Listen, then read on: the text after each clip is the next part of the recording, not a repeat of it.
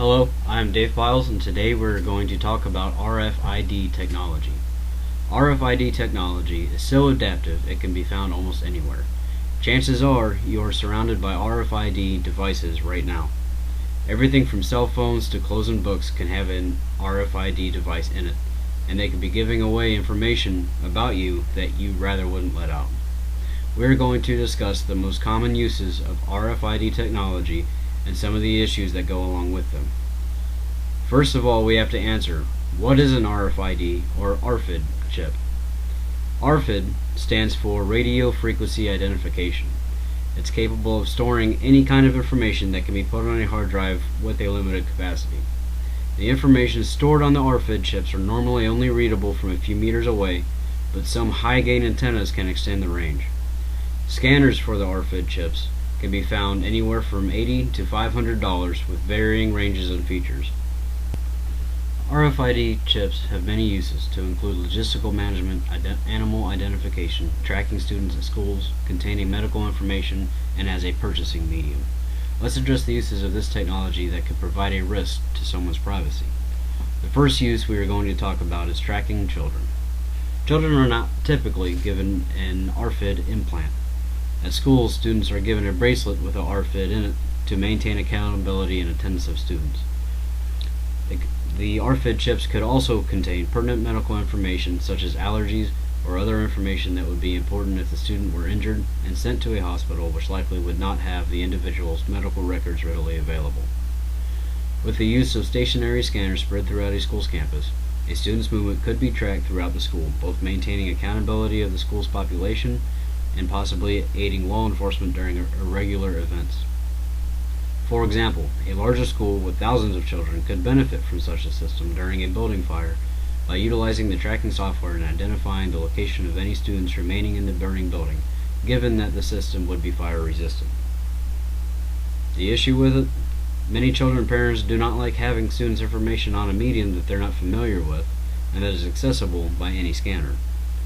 The wearer's information could be scanned by non-intended people with scanners who pose a threat to the tagged children. Also, some members of religious groups are against it, believing that it could be the mark of the beast as read about in Revelation 13. This is an ongoing issue. The BBC News on 9 January 2013 released an article about a young Texan student who refused to wear the bracelet due to religious beliefs. In a federal court, the student lost the appeal to continue his studies without the RFID.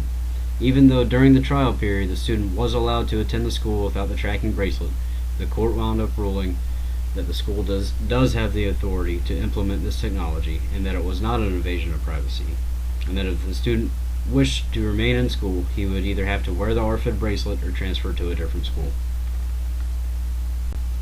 Another use for RFID chips is storing medical records. A RFID implanted into a person would allow hospitals to quickly assess an individual's medical records in an emergency.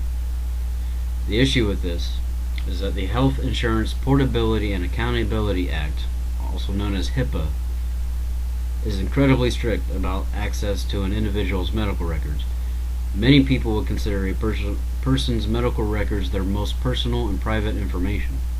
Unless this information is encrypted, a person's implanted RFID could easily be scanned, allowing the gatherer of the information to do as they please with a person's private information. Another issue is that the encryption of information would require every authorized scanner user in the hospitals to utilize the same decryption software or proprietary algorithm. But even on top of that, the decryption software available to hospitals would likely be available to purchase by individuals as well, still putting one's privacy at risk. The Food and Drug Administration raises awareness of other issues. The FDA warns that an implanted RFID chip could pose risk to the bearer. The FDA warns that although there are many benefits to RFID technology, the radiation, though minimal, from an RFID chip could cause certain medical devices to function improperly, such as a CAT scan. The last use of RFID technology that we're going to discuss is as a purchasing medium.